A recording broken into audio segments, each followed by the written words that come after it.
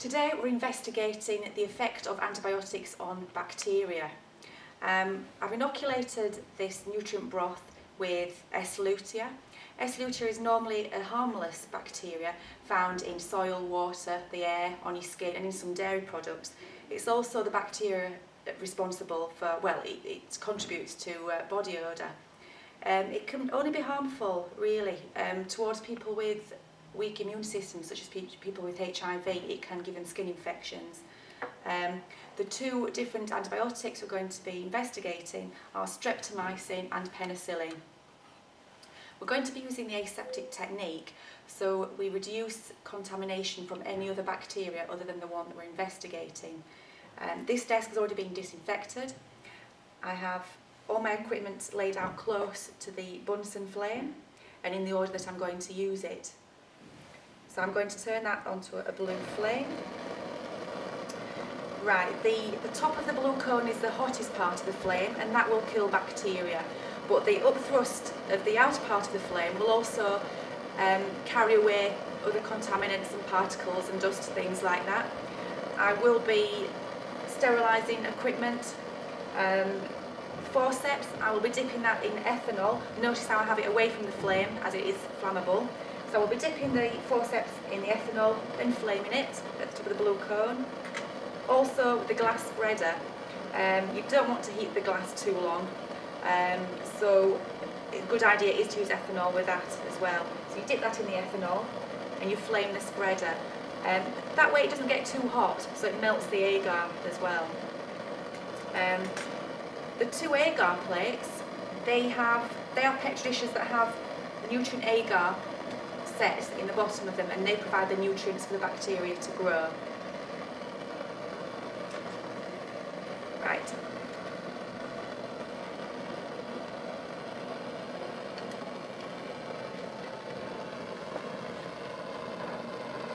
So we take the universal filled with the broth.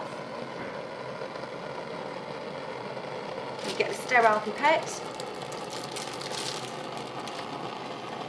We unfasten the lid. And what we do is we flame the mouth of the universal to kill any contaminants, hopefully. We take the sample. We flame the universal again. We replace the lid.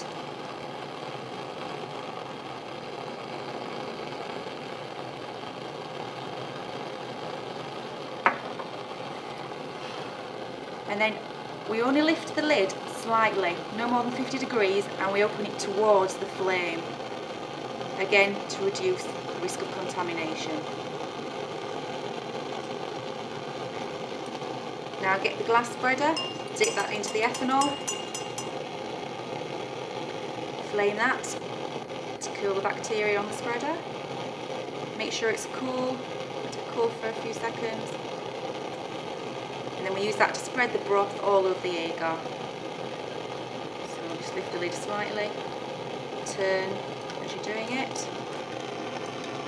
Make sure all of the agar is covered. Close the lid.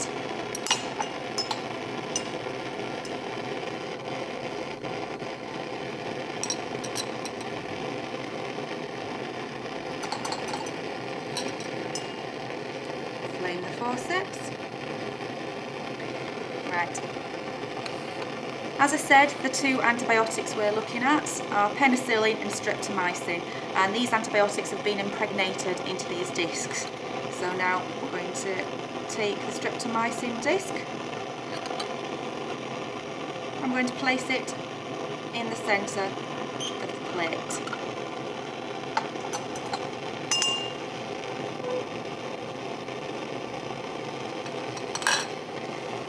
I'll just turn that back onto the yellow flame so that you can hear me. Now what we need to do is secure this lid, and we do that by using 4 pieces of tape.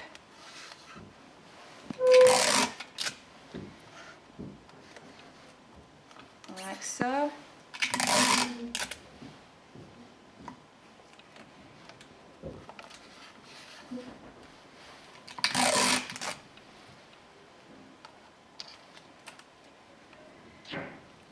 There we have it. We don't want to take all the way around the Petri dish because this can encourage anaerobic pathogens to grow, which will be very harmful to us.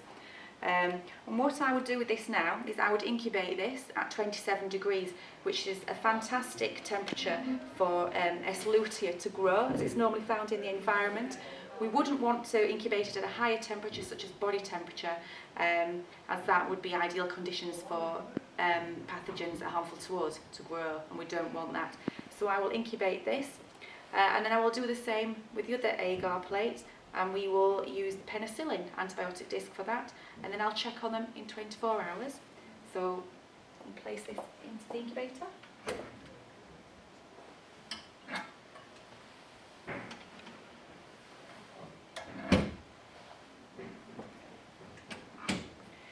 And then when I check on them in 24 hours, we will investigate the growth of the bacteria, and we'll see how the two different antibiotics have affected the growth. So here we have our plates that have been incubated at 27 degrees. We have the plate with the penicillin antibiotic, and we have the plate with the streptomycin antibiotic. Now, as you can see, the streptomycin plate has a zone of inhibition, this clear area here. Now, this is where the antibiotic has actually inhibited the growth of the Escherichia bacteria, and as you can see in the penicillin plate, the penicillin hasn't had an effect at all. So in this investigation, it's clear to see that streptomycin has a better effect on the growth of bacteria.